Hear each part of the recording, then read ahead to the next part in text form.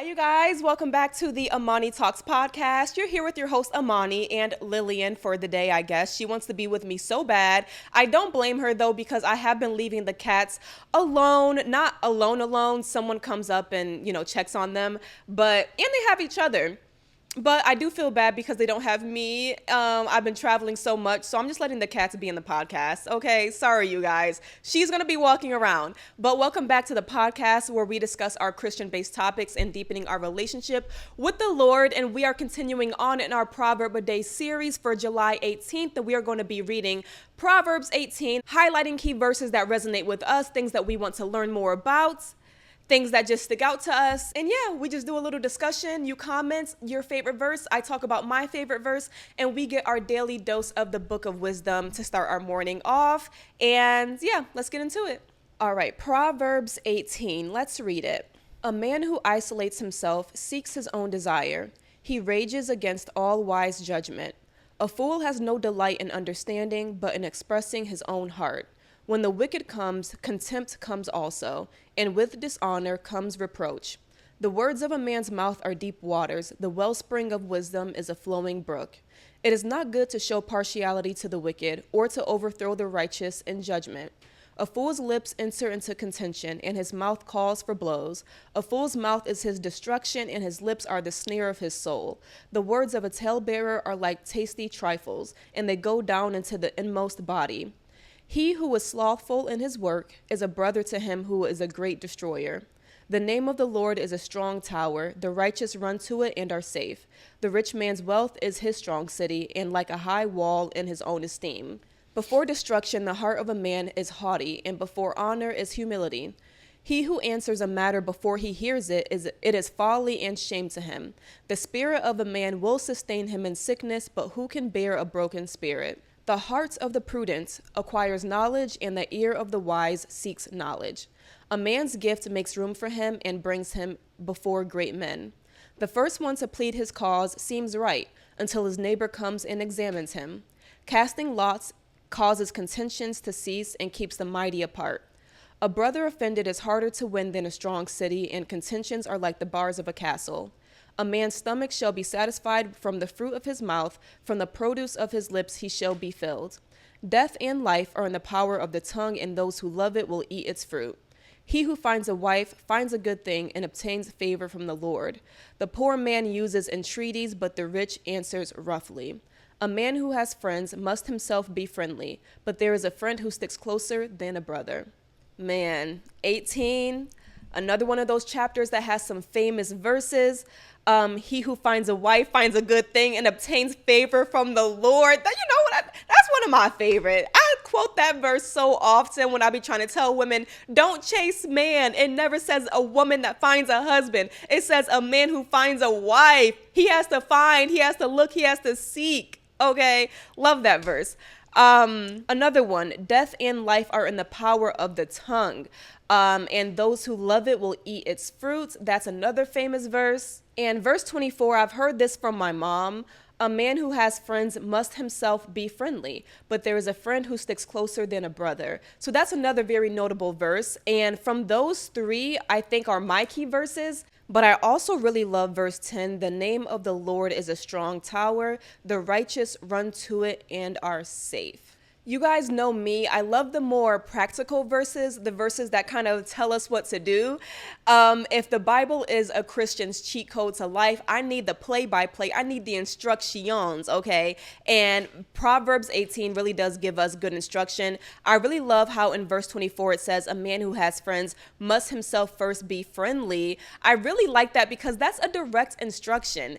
If we complain about not having friends, and there are many reasons why we might not have a big group of friends, right? We talked about that a couple episodes over, where we said, Christians are not necessarily popular. You might not have a big group of friends like you did before you started living for the Lord because the world will hate Christians. You need to find your solid Christian group, and that might not necessarily look like this huge community that you have envisioned in your mind or like you had before pre-Christ.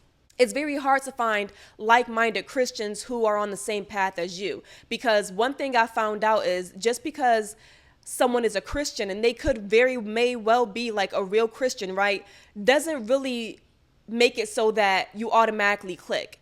If you have Jesus in common, at least you have like a common ground, but true friendship, it needs more than that. And you need Christian friends who are on the same path as you when it comes to the speed in which you're running towards Jesus. When it comes to the same maybe passions they have. Maybe you guys serve in the same ministry because you have the same gift for something. Like areas like that is where friendship comes from. And when we are focusing on having Christian friends, we have to go out of our way to be friendly. I can acknowledge that sometimes in my life, I look around and it seems like, man, other people, it's just easy for them to make friends. Why does making friends not come easy to me like that? And then I realize my weakness a lot of times when it comes to social encounters is the fact that I am not super friendly. I'm kind, I'm nice, I'm generous. But when it comes to me going out of my way to be friendly, to go up and talk to people first, to even be good at small talk that leads to, more in-depth speaking that leads to friendships, I'm not that good at that. I'm not that good at being the extrovert that is needed to make friends. And that's just my personality. And when I think about, man, why don't I have a lot of friends like this person has? Yeah, it's because they're friendly. Sometimes we want things to come into our lives that we're not necessarily putting out into the world. You want friends, but you're not friendly. You want money, but you're not hardworking. You want a six-pack abs, but you don't go to the gym. So, sometimes we tend to be a little lazy with these very basic principles in life. And one thing I realized is it's a lack of discipline that holds you back from your full potential in the Lord. You probably could have friends if you went outside your comfort zone and went out of your way to be friendly. A lot of times we have to realize that true friendship sometimes comes with being inconvenienced. And in today's culture, nobody wants to be inconvenienced. People that work in customer service don't even want to greet customers. They think that saying hi when a customer walks into a store is going above and beyond. We have this conversation right now about the Gen Z stare, about how they just look at you and not greet you when they're working. It's weird. I've experienced it, like, hello? Are we good? Is something wrong? So because we live in this very individualistic, I'm out for myself, dog eat dog kind of mentality, it's hard for us to make friends because every person is out for themselves. Like, no, you have to be willing to be inconvenienced by people to show that you love them. If the love comes easy, if the help comes easy, then really what is it? I know that you love me when you're willing to give me your last. I know that you care for me when you're willing to be sacrificial with what you have, whether that be resources, money, conversation, companionship. When you just got off of work and you're tired and you still come out to the function to support me, that's how I know that we're really friends. If everything comes easy, like the Bible says, what does it gain a Christian if you love those who love you? Love your enemies. That's the hard thing to do. So some of us, we sit back and we think that things are just supposed to fall into our lap. We think that friends are just going to magically appear into our lives. Sometimes there are things that you have to put the work into. Sometimes there is a fine line between going out of your way to maintain a friendship and people pleasing. And that's what we talked about on that same episode a few chapters ago, to where sometimes you don't have friends because you're a people pleaser. The Lord is trying to prune you of that people pleasing. He's trying to prune you out of being so easily influenced by the world. He is trying to prune you of several things sometimes. That's probably why right now you don't have friends. But when the Lord does grace you with friendships, you have to understand there is work that goes into that. And there is a woman, her name is Trinity. She has the podcast Friend Fusion. It's a Christian podcast, and she's great with talking about putting in the effort for friendships, making friendships a priority in your life, because they are very important. When you look at David and Jonathan, I believe, they had a friendship to where it says that their souls were tethered to each other. And there are relationships that we can have besides romantic relationships where they are really strong like that, because we do need people in our corner. We do need people that are going to advocate for us. It not only feels good to have somebody in your corner, it's good for your mental health. It's what the Lord created relationships for. It's edifying to the body. And it just shows a great example of love and Jesus' love for us when we are good friends with people. So I will challenge us as Christians, when the Lord has put us in this season of finding friends or gaining a spouse or gaining whatever you're waiting for when it comes to the Lord giving you things that you need in your Christian walk, when it's that season, you walk into it and you sustain it well. You take tidbits from Proverbs where it says, a man who has friends must himself be friendly. Be friendly to have friends. Be hardworking in order to have a ministry that's flourishing. Prove yourself to be responsible with the small things before God gives you the big things in life. And don't even get me started on verse 22. He who finds a wife finds a good thing and obtains favor from the Lord. Men, you want favor over your life? The Lord is telling you a very practical way to gain his favor by having a wife, and not just by having a wife, but by being a husband, okay? By godly leadership, by submitting your way to the Lord, and then your wife submits to you, by running your household well, keeping your children in check, putting God first, family second, the church after that. That is how you obtain favor from the Lord. A very easy, practical way. You want to be a bachelor your whole life? You want to intentionally make yourself struggle? A lot of us, we talk about singleness as a gift, and that is so true. But it is a gift that is not for the majority. It is not.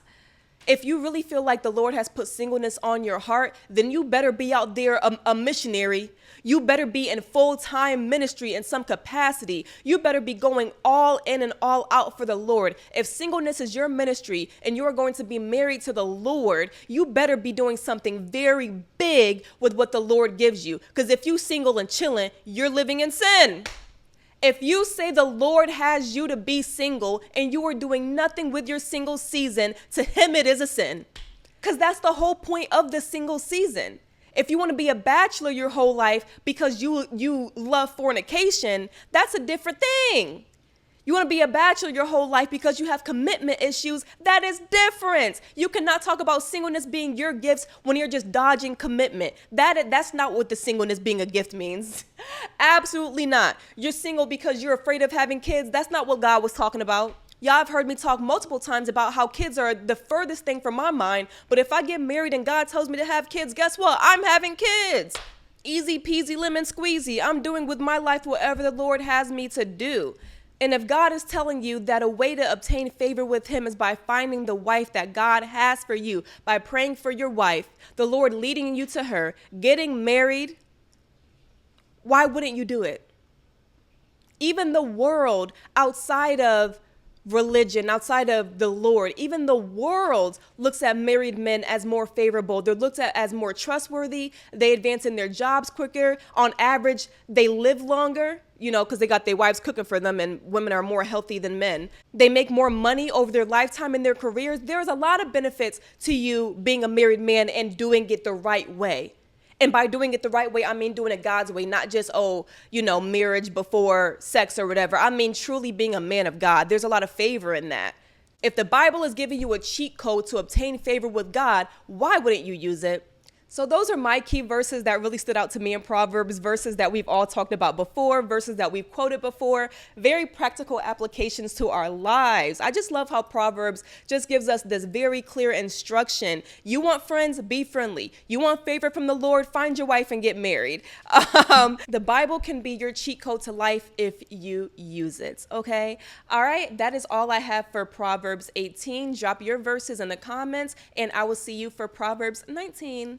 Bye.